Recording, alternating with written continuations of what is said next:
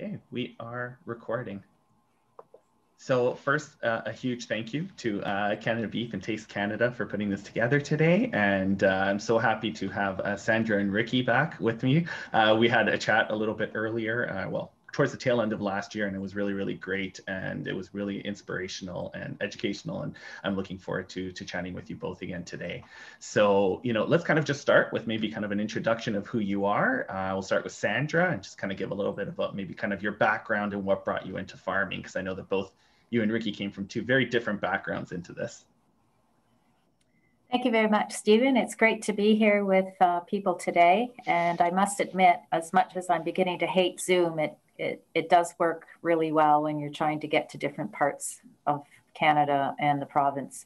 So I'm Sandra, and I've been farming for about 20 years. I own a small farm an hour outside of Toronto in Brantford, Brant County.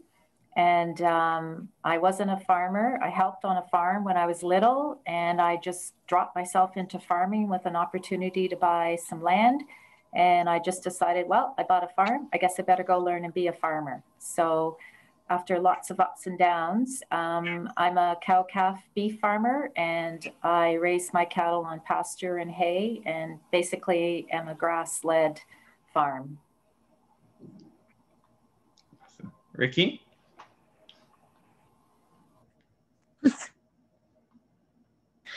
I'm Ricky Seelhoff. My husband and I and our 3 kids own and operate our ranch here near Williams Lake, BC.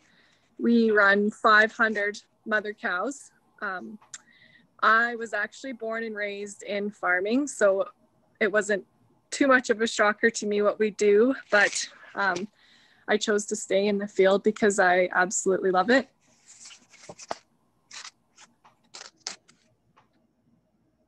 So I'm very curious. I know that there's no typical day in farming, right? Every day is different. It varies by seasons, and you're probably thrown, countless obstacles, right? Like cold winter snaps, etc. So maybe, can you just kind of tell us, what's one of maybe your favorite days on the ranch that goes really well, and then again, kind of what are some of the maybe obstacles that you face as well? Ricky, maybe we'll start with you since I think you're still on my camera at least. Oh, okay. So yeah, obviously everything changes from season to season. My favorite time or favorite season is calving season. So that's springtime. I just love getting to see those little baby calves be born, helping them if they need help, watching them run around and buck and kick and have fun. The most challenging time for us, I think, is just where we are. We live in a really wet area, so trying to make hay for the cows is definitely a challenge. Sandra? I think my very favorite time of the year, because we're in Southern Ontario and often our winters are wet and mud, and I'm often calving in mud, and that's when I want to quit. The first day that I can turn the cows and the calves out into the grass, that it's finally grown enough that they can go and start eating fresh grass, that is one of the most profoundest satisfactions I feel as a farmer. Get them off of dry hay and out of the mud and onto green pasture. So I guess it's good that Lauren volunteered to come help you at the farm later in the summer now. I think she chose the date correctly based on what you just said. So what is it that really kind of keeps you at it then, like year after year? You just kind of said one of the more rewarding experiences. Like, would you ever consider not farming? And, again, what kind of keeps you at it? We'll start with you, Sandra. I think the fact that when you're farming, you're outdoors every day. And when I grew up in Toronto, our parents kicked us outside all day long to play. So actually being a farmer is like returning to my childhood. So I dress up like Robert Munch's Thomas the Snowman, and I go out and I play in the snow for 2 hours and check cows. And I think it's the fact that I'm outdoors and that I also know exactly what I've accomplished every day in my job, whether it's move one bale from the mow to the feeder, or whether it's to check a cow that might be calving. And I also see my efforts over time unfold so that whatever I choose to do on my farm, there is a direct impact down the road that I can say, yeah, that made a difference, or oops, better not do that again. I like that. I like seeing my progression. Awesome. Ricky, how about you? Yeah, I mean, I totally 100% agree with Sandra. I like that you're kind of in charge of your own destiny per se. You're your own boss. You don't have to, if you don't want to work, you don't have to work, but there are days you have to work hard, but it's a rewarding work that you get. To say the first, skip in your step, my favorite is honestly when a baby calf is born. There's nothing more rewarding to me to see when a new life comes. That is a true blessing. It's lovely. So I'm going to now kind of move the conversation over. So, you know, I started working with you and I found out about Tessa, which is the Environmental Stewardship Award, and you're both Tessa recipients. So congratulations on that. That's a huge achievement. And what I really love about Tessa is the fact that, like, it recognizes producers who go above and beyond the standard industry conservation practices and really set a positive example for other cattle producers and the general public. And, you know, one of the kind of key topics that's always thrown around, you know, we've been doing a lot of, you know, trends and looking at like what people are looking for as we kind of get into the future, especially with like millennials and Generation Z. And, you know, the word like sustainability comes up all the time. And that's kind of like a really hot topic and something that's important to them. But with Tessa, what I really love, again, is it takes it a step further, and it's stewardship, right? So it goes beyond just sustainability, and it's taking care and responsibility for the resources that you're in charge of, and, you know, making the most out of those resources and not exploiting them and leaving things in great shape when you're done. So I just want to kind of touch on Tessa and both your practices, and you know, maybe just beginning with like, how did it feel to get like the award, and what does the award mean to you? Ricky, we'll start with you. Okay. Getting the award was a true honor. I mean, we obviously never set out to get the award, I guess, per se. We just always knew that we had to take care of the land, and we have a lot of waterways here. Like, we have 16 tributary creeks that are all fish bearing. So we knew to begin with that we had to make sure that the cattle weren't in there tramping those down, you know, and wrecking the habitat for the fish. And we know that cattle always coexist with different kind of species, I guess, like birds, wildlife, bears, wolves, that kind of thing. So you have to work with nature. So I just think that winning the award and being recognized for the work that we did was, I don't know, no words can really describe that. How about you, Sandra? First of all, I just want everyone to know that Ricky and her family won the overall Canadian Tessa Award, and I won a provincial Ontario award. So Ricky's farm is pretty special to win all across Canada. I found it was an honor, and it's funny when you said something, Ricky. Lots of farmers would come to my farm. I have a cold water creek, and it has trout and a lot of different things in it. And they would say to me, why'd you fence off the creek? Why don't you just let the damn cattle drink out of the creek? Your life would be so much easier. And why do you worry about that kind of stuff? And I wasn't smart enough to come up with a really good answer back then. But now I believe that the stewardship is way more than sustainability. I've always felt that the land is just lent to me. It's not my land. And my role is to take care of that land and to listen and watch what the land is telling me and act appropriately. And I can do that because it's only 80 acres. So on that topic, I'm very curious because, you know, I've been reading a lot about, obviously, like just the land and the regeneration of the land by having cattle on there. And I believe, Sandra, like, if I'm not mistaken, your land, when you first purchased it, wasn't quite what it is now. And you've seen sort of that evolution, right? Can you talk maybe a little bit more about that and how you've seen kind of the ecosystem rebuild? Yeah, when I bought the land, it had been in my uncle's family, but he had rented it out to different farmers, and they're called cash croppers. So they come in every year And they might plow up the land, they might cultivate the land, and they put in corn, soybeans, or wheat usually. And depending on who the renter was, sometimes you don't feel the obligation to take care of the land as much as when you own it.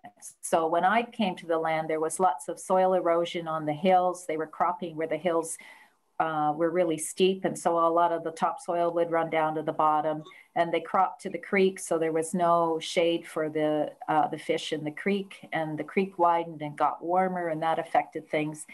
And they wanted to clear a lot of the bush and stuff to get every acre, and in farming land, you need every acre to justify the cost of the equipment and everything. But so when I took it over, I heard that putting it into hay, which is like perennial grasses, was one of the best way to start healing the land. So that's the first thing I did. And then to see the change over the 20 years, I don't have erosion anymore. I don't have gullies, and I have a lot more interesting species growing on the farm because I've let the natural parts of the farm unfold to see what they could bring forth.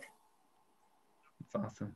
That's awesome. Ricky, how about you? Because I mean, I know that you moved from Saskatchewan over to BC, correct? And you have obviously much larger land to work with, but have you sort of seen changes as well over the years with your practices?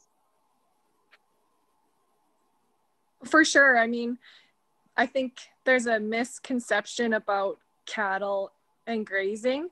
You can really utilize your cattle for grazing to make your land better and healthier and grow more forage. Like say, for example, right now we're winter feeding. So we feed our cattle on different spots in our fields where we feel that it needs more organic matter on those fields. So the cows are, they're walking around with their hooves, and then they poop on that land. Then they're grazing and kind of churning the land, not exposing dirt per se, but all the organic matter, and that's putting it back into the land. So we have lots of land here that was not, it wouldn't grow hay, wouldn't grow grass, and we just even bale graze. So that means to set bales out and let the cows eat them. And then whatever spare hay is left that the cows didn't eat, we go in the springtime and kind of harrow it all out. So it has a good layer of that organic matter that helps hold, when it rains, it holds the water. And another thing with grass is it's a good carbon sequestering. So that is what I've really noticed at our ranch. Cool. And what if about that makes sense? Yeah, it totally does. I mean, again, it's been really kind of fascinating reading some of the information that's been provided, and obviously like the studies that are now going into this and what we're learning, which I think is great. And what about just the environment, right? Like, so how much does the environment have an effect in what you do, and like how do you manage with what nature gives you? It was funny. I was thinking the other day about people on social media who are called influencers, and there's probably all kinds of them out there in the world, and they're making a lot more money than I do. So I thought, I have 3 influencers, maybe 4. My influence, and the best influencers I have and pay attention to are the sun, the rain, the grass growing, and the soil health. And those 4 influencers can make a difference on my farm and whether I make or break it at the end of the year. And the environment, as Ricky said, you look at your land and you think, how can I improve it? Because we want to keep the rain on the land. We don't want it running off like parking lots. And we want the cows to figure out where the best, sweetest forages and grasses are, which they will go to the first time, every time you put them in a new field. And when you see more and more of that happening, and you see more butterflies coming back and bees, and you see spider webs all through the grass, you know that microbiology is working, not just on top of the grass, but below the grass. And then when the different birds come in and the animals, my philosophy is you let them be, and they'll sort themselves out, the predators and the hawks and the coyotes, and just leave my cows alone and you can stay, I tell them. So I give them a little lecture every beginning in the spring. I'll keep the hunters away if you stay away from my cows. Yeah. Ricky, how about you? Well, I think I totally agree with what Sandra says. She said it exactly. And just with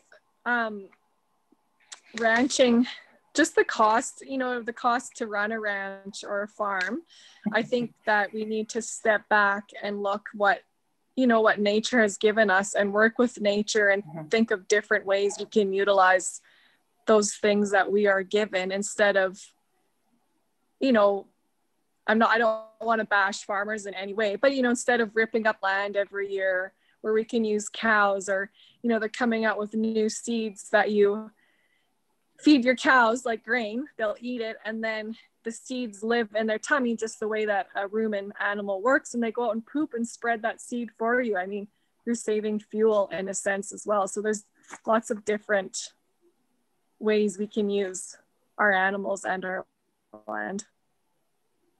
So I think that's a really good segue. Both of you actually talking about kind of influencers and other farming practices as well. So like now, again, I'm going to kind of tie it back to being like a Tessa award winner. Like, do you feel that like once you have won that now there's a certain kind of like obligation, or what are your responsibilities? And does it continue like beyond the year that you win? And, how does that affect other farmers as well? Oh, for sure. I don't know about Ricky, but I have this tremendous sense of obligation that every year I have to work towards minimizing disturbing the land as much as I can. And it's really funny because some of the guys will come on and I have thistles on my farm. And I know that's because maybe the cattle, there was too much compaction or something that is out of balance. And everyone says, well, just go and spray them and get rid of them. And I'm just horrified at the thought, which is really stupid. But if I go and just spray those thistles, then what's the impact on the rest of it? And then what happens to all those? I have a whole whack of yellow finches that come to the farm every fall, and there's 50 of them. And what do they love? They love the seeds of the different thistle plants. So every year you think, okay, what more can I do to minimize having to use a tractor, to having to disturb the land? And also as a farmer, we're so cheap, us beef farmers, because we don't have milk checks coming in. We're trying to save every penny we can and work smart. Ricky, any thoughts on your end? Yeah, and I think we obviously do have an obligation. And it changes, especially for us where we are, it changes year to year, like looking at, because we've been dealing with lots of floods lately. So how we can step back and look at that and what we can do to help lessen the flood happening or change different things. So I think there's always that obligation there as a farmer and rancher, and that's just how you think if you want to be successful and take care of your land. So now what changes, like, have you seen changes overall, maybe like in the industry as well, or sort of like a progression in how cattle's raised and habitat conservation? Like obviously you're, on one end of that spectrum, but like, do you see that it's sort of starting to shift a little bit more in that direction? Yeah, I think so. When I mentioned the words grass farming and grass-fed, people looked at me as if I had 12 heads and told me it was impossible to do. And it was impossible to do with what I was working when I started. But there's a shift now, and people are realizing they went from what they called zero grazing days, where all cows were kept in the barn, to now realizing that there's a lot less fuel usage. There's recycling of the nutrients back onto the land if you can use the cattle in the cycle. And when you think about it, when people say, oh, cattle use so much water, well, yeah, they might drink a lot, but also they're peeing it right back into that farm. And so everything is one big circle. And so people are watching that and they're realizing that they could probably save on inputs and fertilizer if they incorporated more livestock into using up their crops and leftover food. We feed, lots of beef farmers will feed carrot peelings and potatoes and all the waste that comes out of food processing. Sometimes they'll mix it into different rations into the different feedlots. And so that's really good to see that people are trying to look at recycling stuff that would otherwise be totally wasted. Ricky, is there anything? Yeah, and I honestly think that, I think that the way of the future, that's the way that all of us farmers and ranchers are going to have to think if we want to have a future. And even if you live, in the city, downtown Vancouver, wherever you are, we all need to really think about how we can take care of that land, because there's only so much land made. It's not like it's made every day. And it's the only way to heal the earth is to keep it in its most natural state. So now, how do you see, like, we have obviously, you know, chefs and student chefs and the kind of future of the culinary industry here. Like, how do you want to see the sort of relationship evolve, right? Like between farmers and chefs. Do you feel that right now there is a disconnect? And I'm also curious here, like for the people that are in the meeting, maybe you can even take it to chat. Like, have you visited a local farm? I'd love to learn a little bit more about, like, you know, have you, if you have, has it changed the way that you've looked at things? You know, if not, why have you not, right? Is it like a disconnect that you feel that you can't reach out to the farmers? So I kind of want this to become a little bit more of a sort of open chat. So I'd love everybody's feedback if you are willing to kind of throw it into chat. But we'll start with Sandra and Ricky. And again, on your end, maybe, like, you know, what would you like to see more? This is really helpful because we can't have everybody coming to our farms. And I always believe in a balancing act between everyone's passions and pet theories and what's the best to eat and how to prepare it. That I only ask that we have some sense of sharing that plate with whatever the current trend is of the time, and not writing off different sectors of food production as being awful until you can actually have a conversation or come and see how things are. When I was a kid, I'm the last generation where kids were sent down to help their relatives on the farm. There isn't relatives on the farm anymore to help. So my kids never got sent down on the farm, and certainly their kids. I sometimes feel we're going to be in a zoo one day, eh, Ricky? Because there's 2% of us is the population.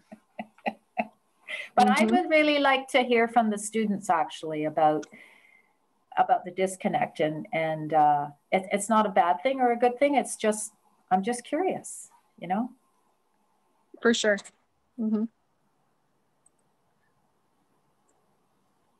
Ricky, did you want to add? I know there was a little bit of a lag, so I'm always just waiting in case you want, if there was anything you wanted to throw in.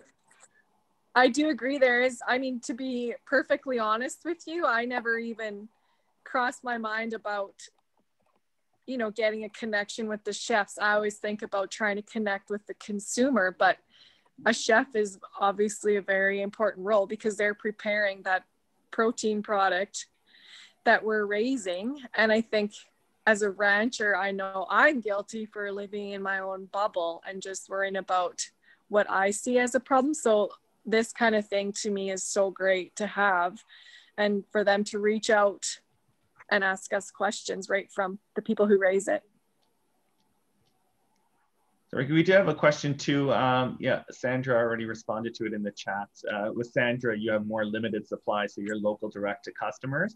But what about you, Ricky? Like, what's your target market? Is it local food service, public?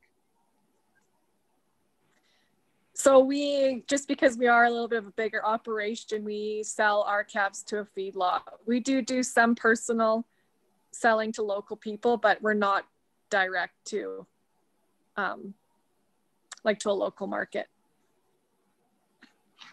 Yeah, so I'd also just, again, like to maybe, like, on the chat, if you guys do have any kind of questions, or again, to kind of tackle Sandra's question about, like, you know, is there kind of a disconnect? Like, because, you know, I know one of the things that we did, we started doing more and more influencer tours, Sandra. So we've been visiting kind of local farms and working with different producers.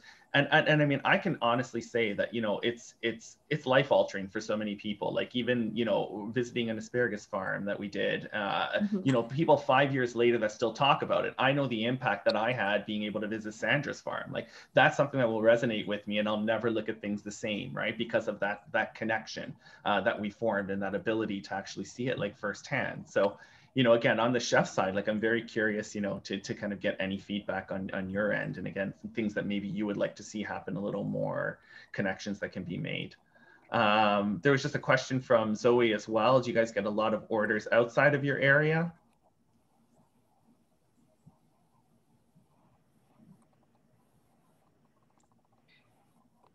No, I don't.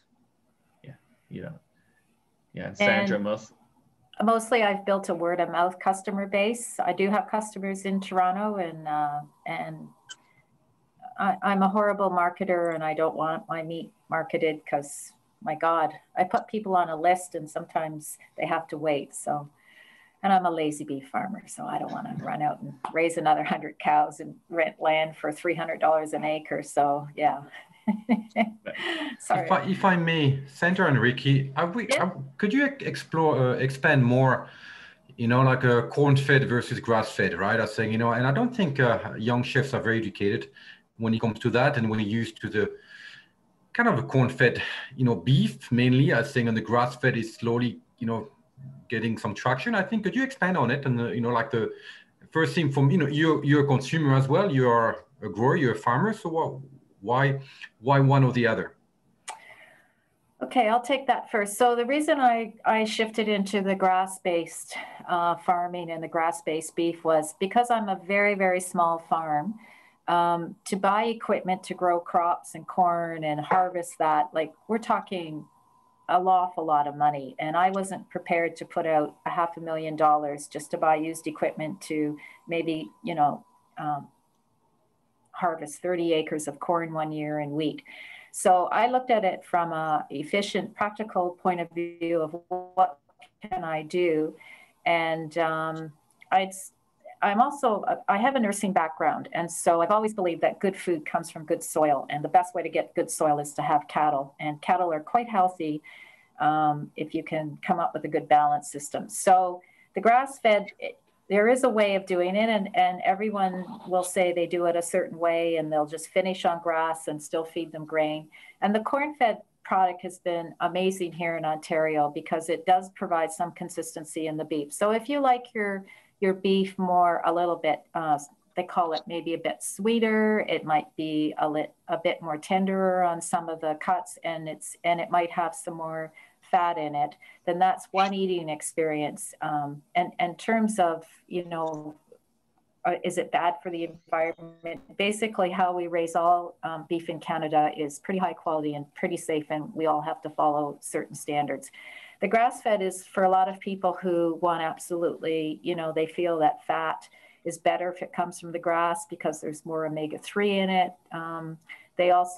People buy my meat, maybe not so much because of the taste, but they appreciate a farmer who's trying to give other critters of the world a chance to live and coexist. So, and I always say to people when they look for grass-fed, I always tell them they should ask the farmer if they're truly grass-fed and hay-fed, or do they finish them the last 6 weeks to give them that extra fat and a little bit of extra marbling. And that's fair game, but just know that some people are truthful about what they do and some people like to be vague about what they do.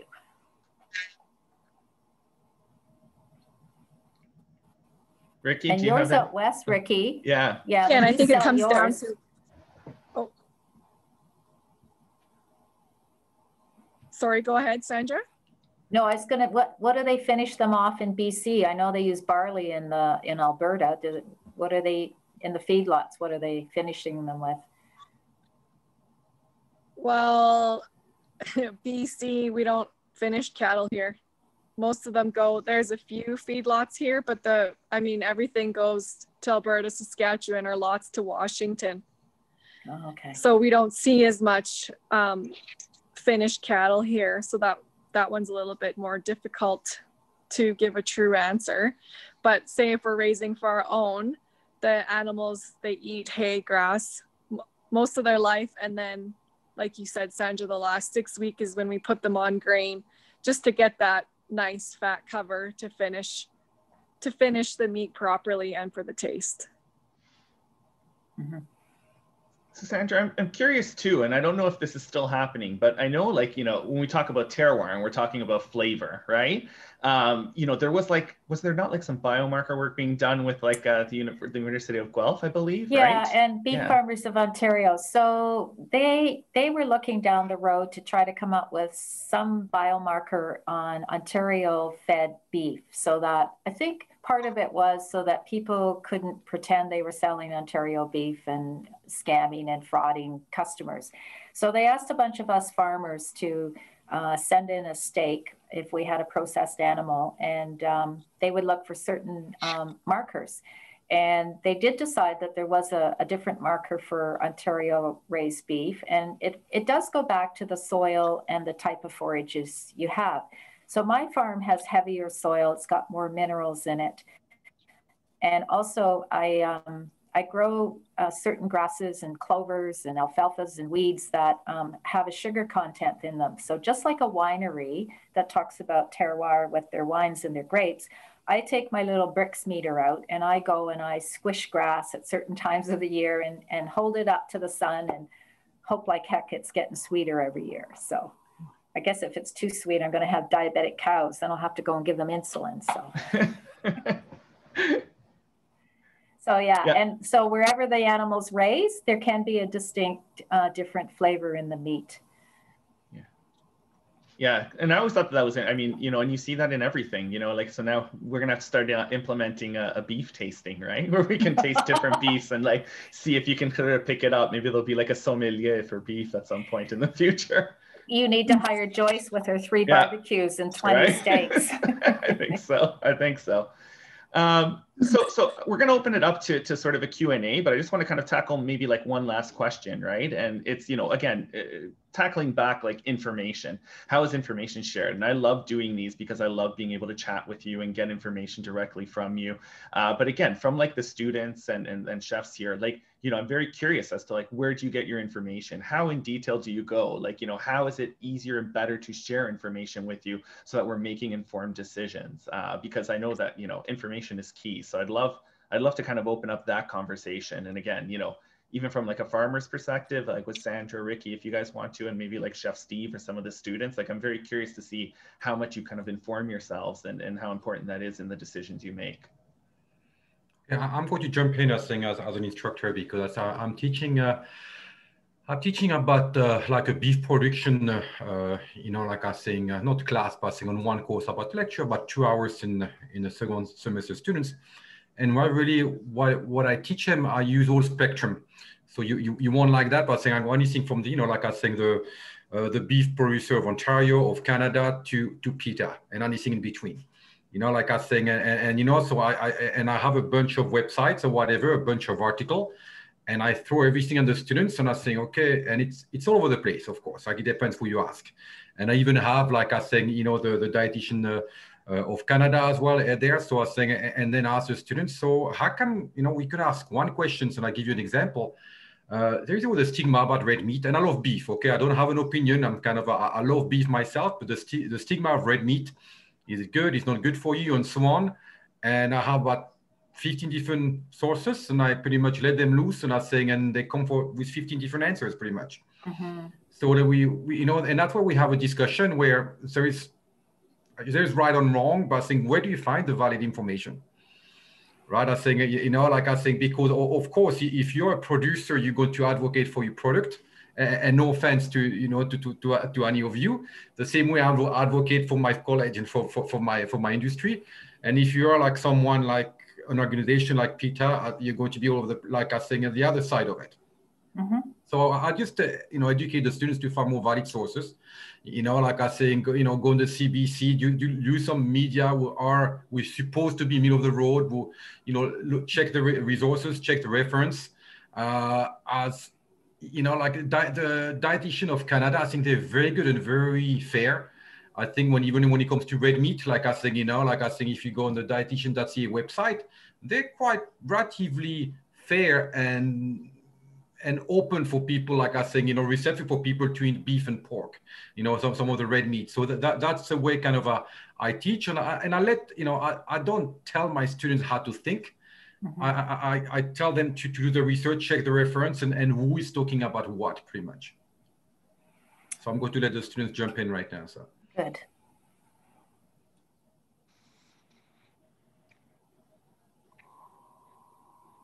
Anyone, feel free to unmute yourselves if you want to jump in. I'd love to get your insight.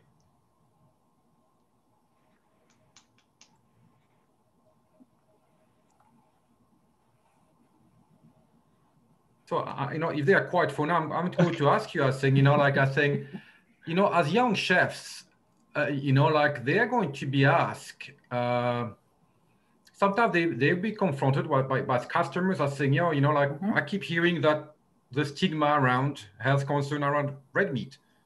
So how should they tackle that? You know, like from your perspective, and I'm sure you hear it as well from a you know, like from a farmer's perspective. I think the stigma around red meat. How would you explain that? I wish you'd take this, Joyce. Joyce, yeah. This is, I think, a good chance for Joyce to jump in. Yeah. So I'm with Canada Beef, and I do work on the nutrition portfolio, that area.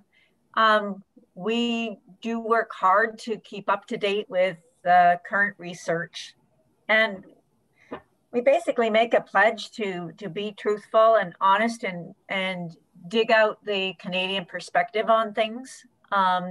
Sometimes a lot of what the data you'll look at will be maybe a global number, and we're trying to make sure that people take into consideration what your whole diet looks like, for one thing, and also what does the Canadian diet look like. So Health Canada will take a look at a survey that they call the Canadian Community Health Survey, and they look at all the data that is provided there to get a snapshot of what Canadians are eating. And Heart and Stroke looks at similar data. And this is Stats Canada data where they ask people on one given day, sort of what did your diet look like? And that is what they use actually to develop the food guide. They take a look at that and see people's eating patterns. So some of the work we've done to understand the Canadian context around red meat was we went to Stats Canada, and you do have to pay them to do the extra work to mine out exactly, you know, how much red meat are people eating. And we have quite a few papers and articles written on thinkbeef.ca if you want to go there to check out the nutrition information. We have the facts there about all the claims that can be made about beef. And these claims are regulated claims by CFIA and Health Canada. They regulate what you can or can't say about your nutrient content. So we have that kind of information there. We look at the Canadian nutrient file data.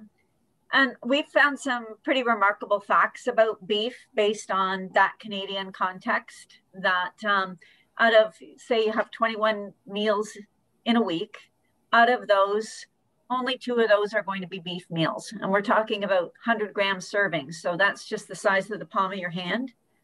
So from that information, we can, you know, rightfully say that Canadians really aren't eating too much red meat. And we also looked at the calorie content and makeup of what red meat contributes. It's 5% of our calories are coming from red meat, and that's beef and pork and lamb. And 9% of saturated fat comes from fresh red meat and 7% of fat. So, you know, if you're looking at it because of fat concerns, or you think we're eating too much, I think it's a bit of an urban myth when you look at the facts. We are part of the food guide Eat Well plate. We're well represented there in the protein category. And we certainly agree with Health Canada's recommendation to eat a variety of proteins, because plant protein sources and animal protein sources offer different nutrient packages, and they have their own place on the plate for sure. We don't have fiber, for example. We're not a great source of fiber in meat, but we are, animal food sources are the only source of vitamin B12, for example. So you really shouldn't be doing one or the other. The encouragement is eat a variety of protein sources. Always, I think what's really important for chefs to keep in mind, and this is the last thing I'll say because I'm not yakking too much, is it's really, I think that one thing the COVID pandemic has taught us is that, you know, to slow down, appreciate your food, and how important it is to know how to cook for your own sort of resilience in your household. Learn how to use leftovers properly so you don't waste food. Try to embrace enjoying being in the kitchen and cooking. It was a great Globe and Mail article about how it was an opinion piece about how the fellow is finally sat down and is not being so rushed and understanding what it takes to put a meal on the table, you know, and that's an important role that you as young chefs could easily take up, because it's whole foods we really need to be putting more of in our diet. And 50% of our calories are coming from ultra processed foods. So if there's a place where we could all learn to live better, it would be to maybe return back to some of our foundational foods and learn to cook. Okay, I'll stop. That was all very well said. I hope that's helpful. I just want to applaud you for, you know, like I say, again, we talk about sources. You mentioned Health Canada, you mentioned the CFIA, and you mentioned processed food. And I think that's a very strong message that I encourage my students to remember. So thank you for that. You're welcome. And like I said, we do have that sort of captured. If you want to take a look at thinkbeef.ca, we do work hard to be balanced. We just believe and understand and appreciate that beef has a role to play. It's a unique food package in itself. So that's really our only message, that it matters and that it has a place on the plate. Not the best, it's not the only, but it certainly has a place. Well, I'm going to give it a shout out from Cook the Books, because I think, you know what, a beef dish was both the 2019 and 2020 champion, right? So, you know what, it's got a good place on the plate for me. Yeah. Thank you. Awesome. Awesome. Thank you so much, Steve. That was a great question, Chef. Yeah. And thank you, Joyce, for addressing that. So students, again, I just want to kind of leave it open. If you do have any questions, feel free to ask. And if not, you know what, we'll kind of wrap it up. But this is your opportunity. You know what, a lot of great sources of knowledge here today. And, you know, we're happy to share information with you. They've been shy. I have one more question. That's saying, you know, to our beef farmers, because you're the reason why we have a job. I saying, you know, like I think you provide us with, you know, with nature's bounty. That's how I look at it. So what's your favorite beef dish to eat and why? Good question. Oh, Ricky, what did we say in the fall? I think it's changed. Sorry, did you say in the morning? No, last fall when we were on the panel, they asked us that. And I know, but no, what did Steve? Sorry, I didn't quite catch the end of what Steve said. Your favorite beef dish to eat? To cook and eat. Okay. Best cut or best dish or whatever you like to eat from beef. I know. I vary, but right now I just love my slow cooked grazing ribs. Or short ribs, whatever you guys are calling it now. What are you calling them now? Do you call them grazing ribs, Steve, or are they called short ribs now? Short ribs mainly, I think. That's what seems to be quite popular here. Okay, I'll have to tell my butcher to stamp that instead of braising ribs. Hands down, my favorite. What was that, Ricky? I said hands down, my favorite is always a good old T-bone steak. Joyce, how about you? You have to jump in on this one too. Oh, I was going to say beef bourguignon. And it's almost Valentine's Day. So like beef bourguignon is a very good one for Valentine's Day. Lovely. Chef Steve, what about you? I want yours too. You know, it's a very good point where I won't make too many friends, but I do believe if you have a steak, the farmer deserves all the credit, because it's not too much skill to cook a steak, because all the work is done for you. Where I rather have, like I think, you know, like a tougher cut of beef that, you know, which is going to be a bit tougher to start with when the cook has to apply some skills and knowledge into it. So I think, you know, so I would like anything like somewhere in the shoulder, in the neck, and just like a slow braise or something. I think, you know, like the belly part of the beef. I think being European, I think what I really enjoy, and I can't see it here because it's not popular, like we boil the belly part of the beef, we just simmer it with some vegetable. And, you know, with some vegetable and it's just, so the meat is great because it's not braised, it's just slow boiled until it's tender. And then we eat that like pretty much other chunky soup with some vinaigrette or even mayonnaise. So it's very European, but I don't think too many people will go for that.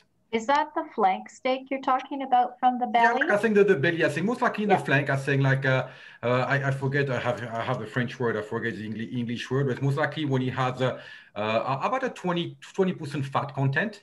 You know, like I think, and it's simmered for pretty much a half day. I think, you know, with vegetable, with leek, carrots, celery, onions, and herbs. And I think pretty much, and you eat that, you know, with a vegetable. And actually, I used to know an Italian family, then they take the broth and make a fantastic risotto out of it after. So.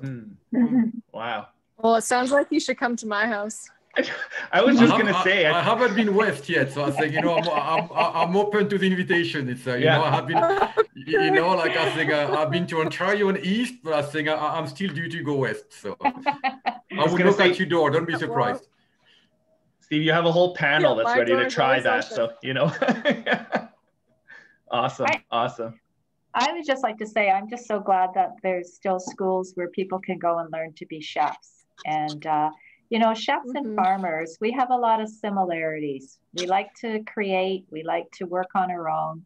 We have incredibly high pressure days where we just agonize whether we're going to make it through. Or for us, it's rain. For you, if you get what you need to produce your food.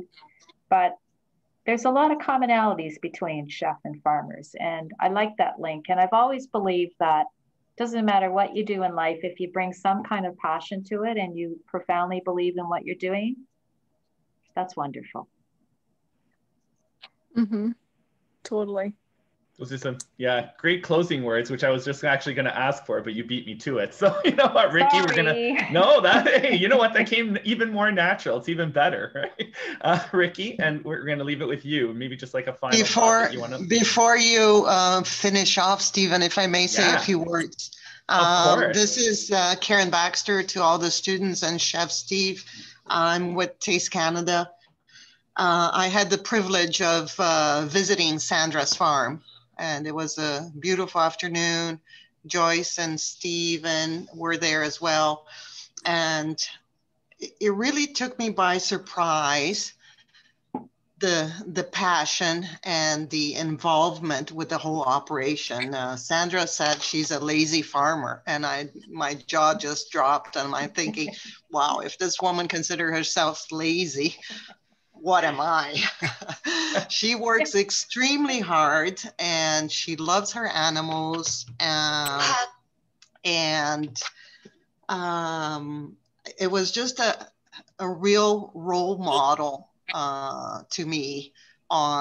She walks the talk. She really cares for the environment, for the animals, and is really an example on farming practices. So kudos to both of you, Sandra and Ricky, for you know, being so passionate about your operations. And I hope the students can take some inspiration from this conversation, take it to the next level, and hear the words balance, you know, balance your diets, balance your research, look into everything. Don't take just one source of information when you're making a decision. Talk to the real people in the field to hear their perspectives and incorporate them into your decision making. It's it's very amazing. And the similarities between chefs and farmers is that they're both extremely hardworking and extremely passionate. So I'll just leave you with this, and I'll be quiet now. Joyce, thank you for, you know, supporting this conversation, and Stephen, wonderful job again moderating this panel.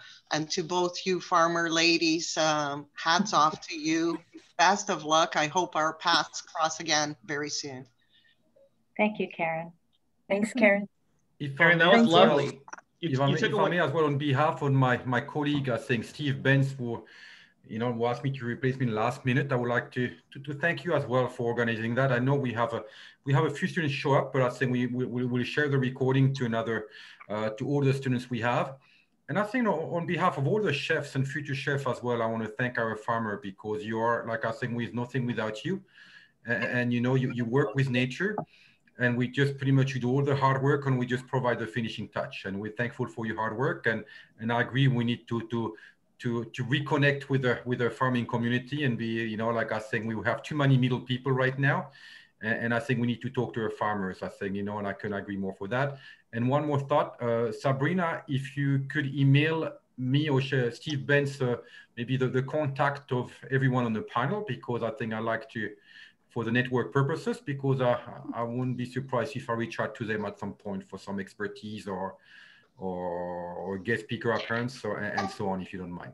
Thank you. Absolutely, no problem, my pleasure. And since we're all saying thank you, I also want to say thank you to everybody, to Chef Steve and Chef Steve, my Steves. I appreciate everything you've done this year, coming in to Cooks the Books and welcoming us to talk to the students in real time, and later sharing the video. I think it's fabulous, some really great conversations, and of course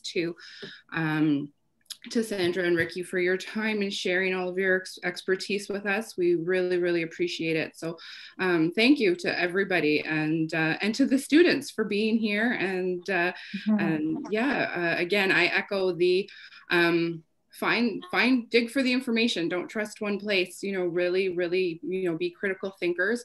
You know, as a chef myself and an instructor, I always kind of taught that to my students too, is really, really think about where your information is coming from. And as chefs, you have a great deal of influence on our communities and our culture. So take that and be responsible, and you know, and use that with pride. And yeah, so you know, it's a lot of great conversation here.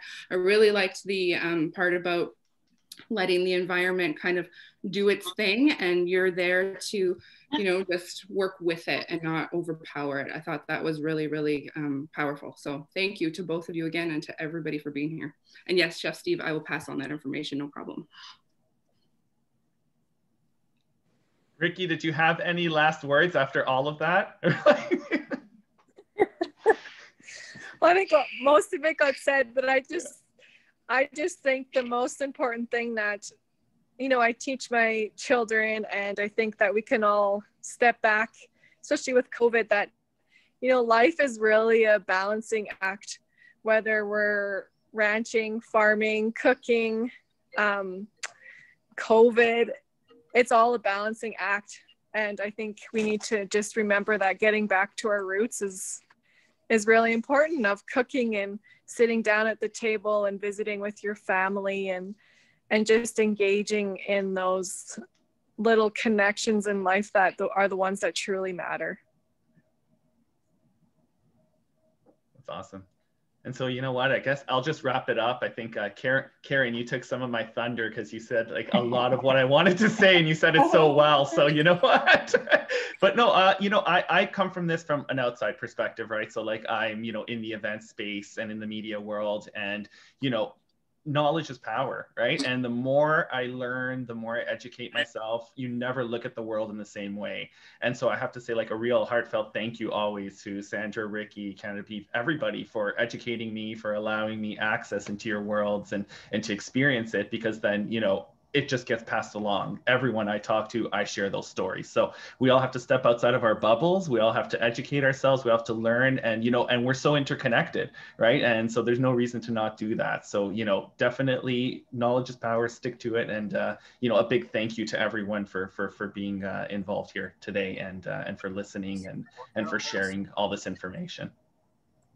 For sure. Thank you. Awesome. Okay, so everyone, again, you know, Sabrina can be the grand connector here, right? So if anybody does want to connect with anybody on the panel, etc., you know, Sabrina will be sort of our liaison to kind of connect everyone. So again, thank you so much, everyone, and I hope you have a beautiful rest of the day and a lovely Valentine's and Family Day long weekend. With lots of beef on the table. Okay, just throwing it out there. Okay.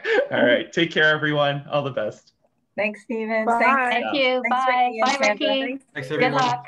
Thank you. Bye-bye. Bye. Bye. See you. You too.